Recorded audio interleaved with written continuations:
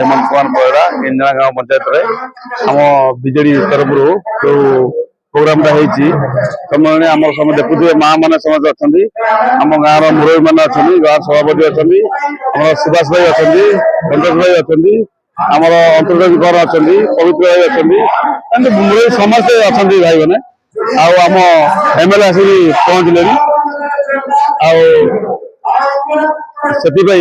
आम समस्त मो धन्यवाद। आम मुख्यमंत्री नवीन पट्टनायक 6 थर भाई मुख्यमंत्री हे आम बाप भाई आम विधायक बाप भाई सी 2 थर एमएलए हे आम एमपी मनमोहन राय सी भी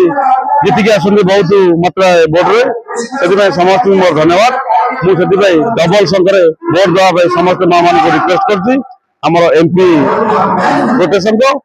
एमएलए गोटे संघ आम जोड़ी संघ आम प्रिय विधायक और प्रिय सांसद अधिका भोट जितने आज कमिशन मुख्य उद्देश्य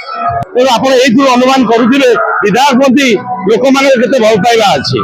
तेज सुशांत राउत होती जड़े निस्वार्थपर देश सेवक समय विपुल उन्नति विपुल उन्नति रास्ता घाट स्वास्थ्य विपुल कार्य आज यही कमिटी सम्मेलन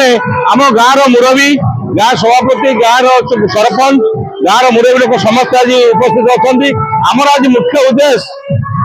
डबल संघ नवीन पट्टनायक हाथ को टाण कर डबल संघ समस्त भोट देवे।